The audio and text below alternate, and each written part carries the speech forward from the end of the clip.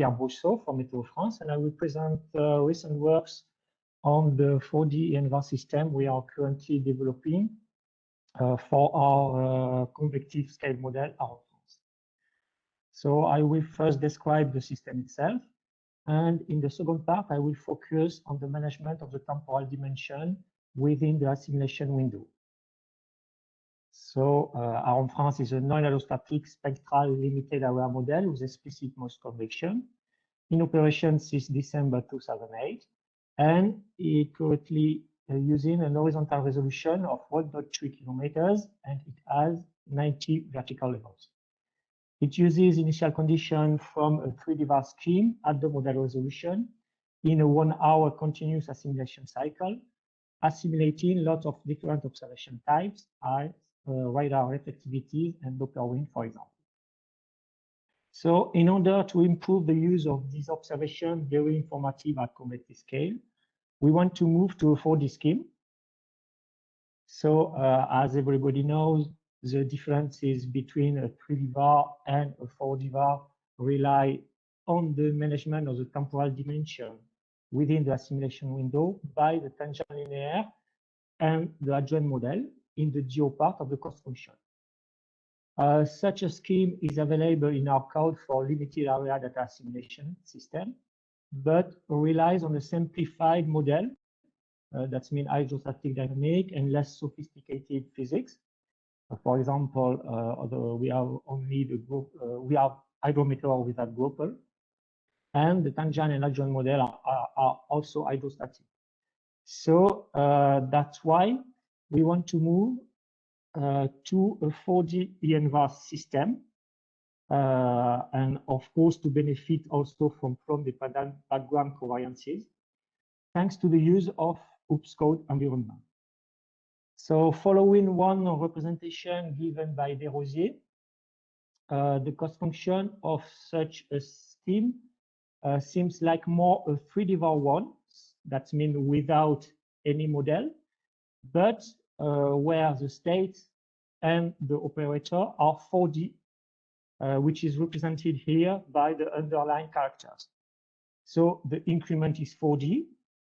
The increment contains the different 3D model states at the different time of the assimilation window. The innovation is also 4D, and the B matrix is 4D.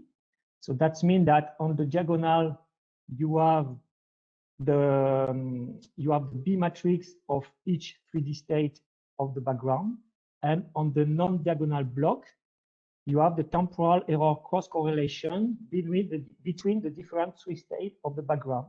And these temporal error correlations manage the temporal dimension, indicating how a 3D state at a given time should be modified accordingly with the changes in the state at another one.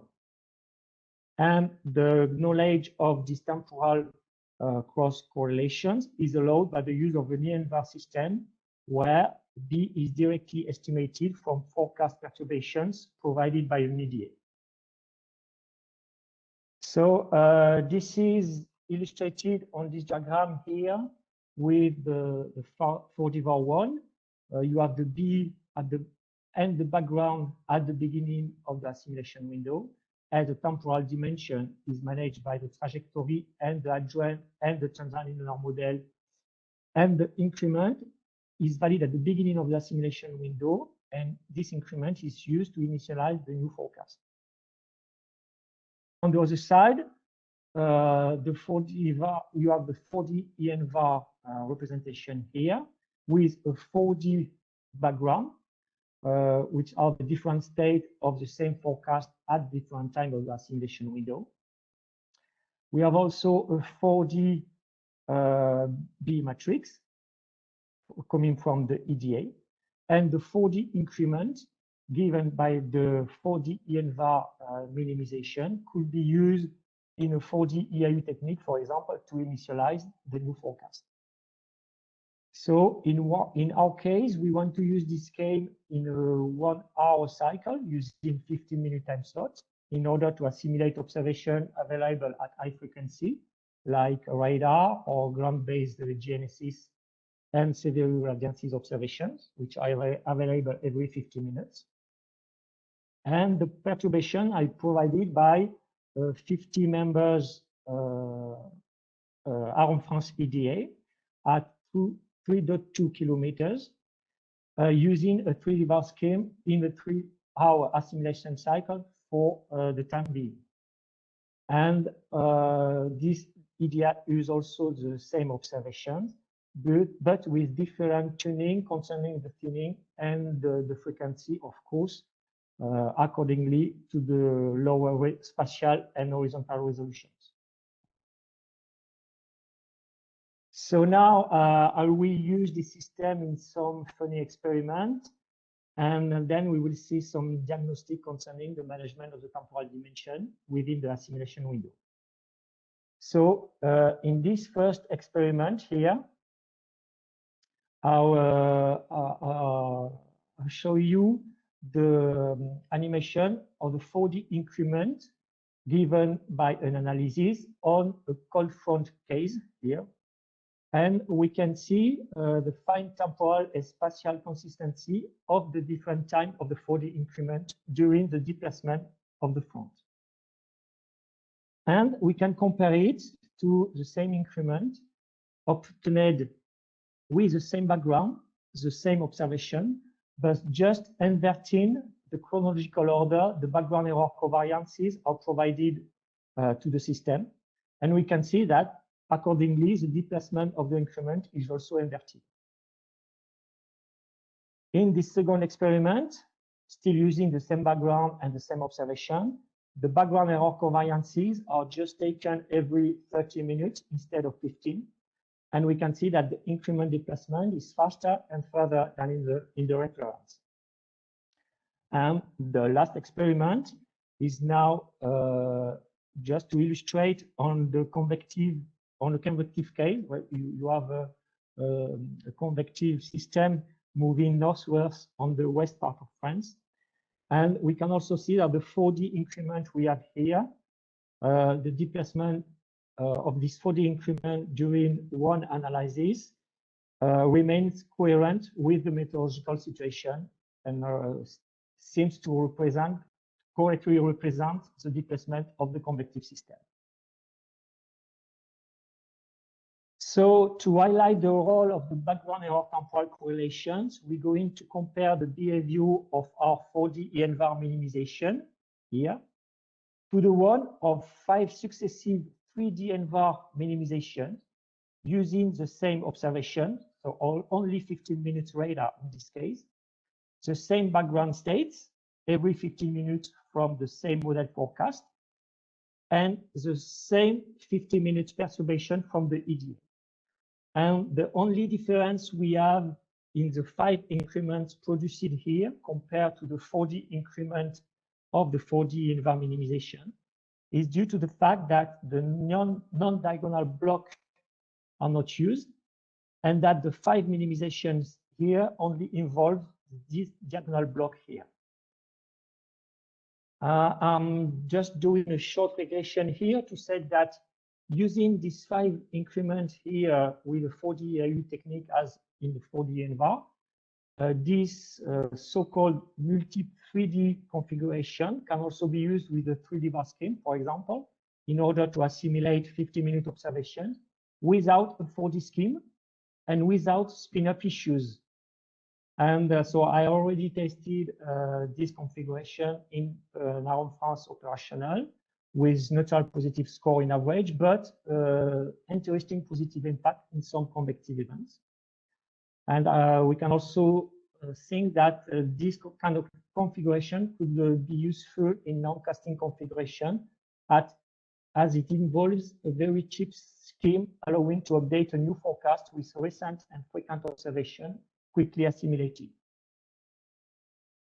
So coming back to my experiment now, I show you just here the animated increment obtained on the left with the multi-3D EnVar experiment, on the right with the 4D EnVar, and in the middle, the differences between the 2 increments.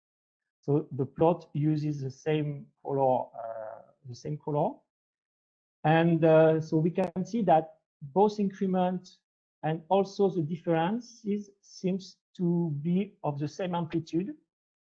And it also appears that the 4DEnVar increment has a better spatial and temporal consistency than the multi-3DEnVar one. So in order to have an objective measurement of this filling, I have plotted here. Oops.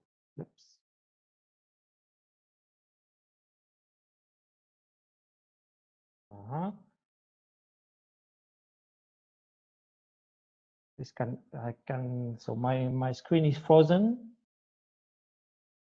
Yes, okay. So sorry, too fast. Okay.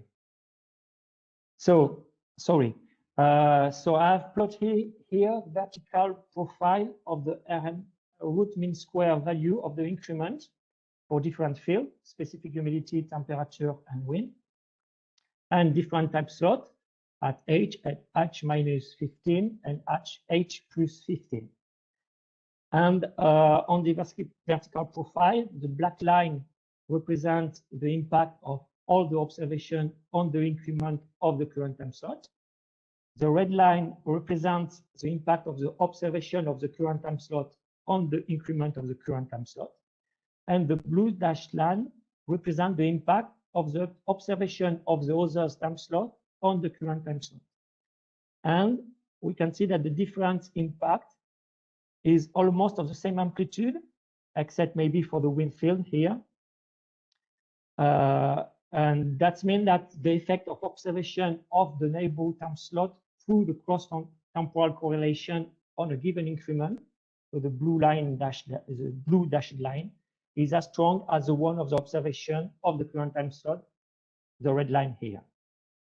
So concerning the spatial and temporal consistency, I have plotted here for both experiments, multi-3DEnVar here and 4DEnVar, the autocorrelation matrices of the 4D increment. So that means that you have here the different increment of the different time slots.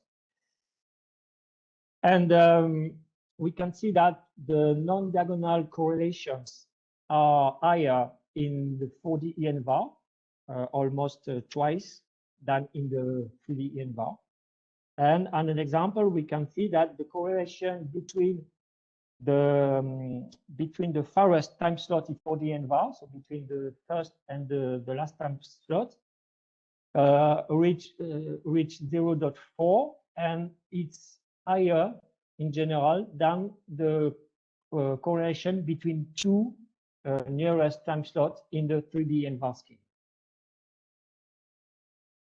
So to finish, I'll show you just the result of assimilation experiment on the convective event of the 26th of May 2018, with here the 24-hour accumulated precipitations observed by radar and simulated here by the sum of the 24 successive 1-hour forecasts from the 1-hour assimilation cycle. And it appears that the 3DEnVar experiment is not able to correctly analyze and simulate the maximal intensity of the convective system here. The multi-3DEnVar experiments using 50 minutes radar observations perform better on the geographical extension of the precipitation here. The 3DEnVar and then after the multi-3DEnVar seems better on the simulation of the strongest intensity, you can see here. But the best experiment seems to be the 4DEnVar one. And this is confirmed here with high skill score computation. So we can see that the use of multi-3DEnVar, the red line here, improve the performance of the single 3DEnVar, the black line. This is the same for the 3DEnVar experiment in blue, with the light blue better than the blue, which is the 3DEnVar, the single 3DEnVar. And we can also see that 4DEnVar experiments in green, so using 15-minute observations or only 1-hour observation, are very close and obtain the better performances except maybe for the smaller thresholds. So to conclude, we are currently developing a 4DEnVar scheme for AROME-France in the OOPS framework. And for this study, we have developed a cheap multi-3D configuration to assimilate 50 minutes observations without 4D scheme, with, I think, interesting application for operations. And toward an EnVar scheme for AROME, the first step will be to move first to a 3D EnVar, maybe in the suite in 2022. And we have already encouraging results to be confirmed over long periods. And the second step will be 4D EnVar. So we also have already encouraging results on convective-scale studies, but we are still working on the localization, so the localization scale, the advection of the localization within the assimilation window, and why not also localization in time, and also some tuning concerning the ensemble size, for example. So thank you for your attention.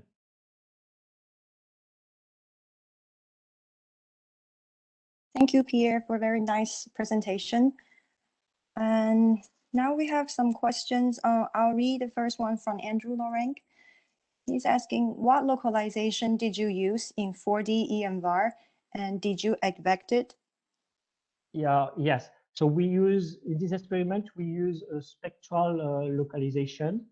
I think on the horizontal, the horizontal length scale is around 150 kilometers, and on the vertical around 0.4 HPA. In this experiment, the localization is not advective, but we can do it in our system. I want to do this test in configurations in order to remove the impact of such additive mechanism compared to the 3D EnVar, the multi-3D EnVar scheme I used to make the comparison. Okay, so there are several questions from Andrea Piacentini. I will read the first one. So, did I see well that your final time slot choice is not uniform? 3 times 15 minutes and 2 times 7 minutes. I missed the rationale. So yes, that's the configuration. And I have to say that the first time slot exclude the radar observations, the observation of the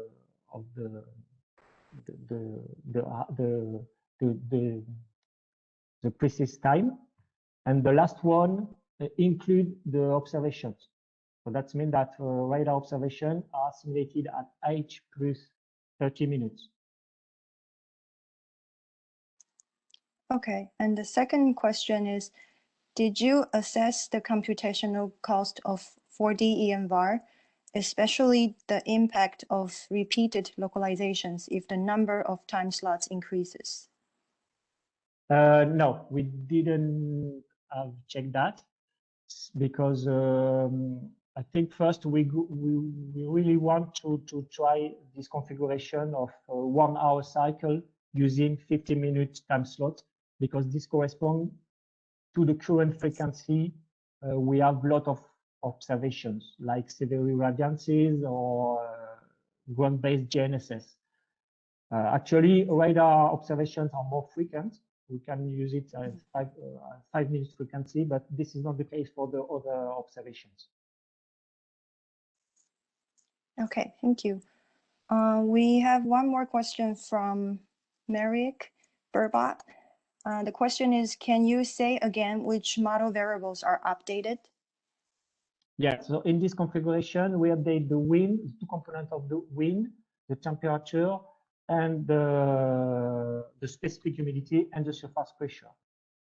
But we are currently working. We are able also to to have the hydrometers in the control variable. So this is the work of PhD of Maël Détouche, who has done his PhD at Meteo France. We are also able now to have the non-hydrostatic variables representing, which are added in the non-hydrostatic version of our dynamics. We are also able to add it in the control variable. Okay, thank you.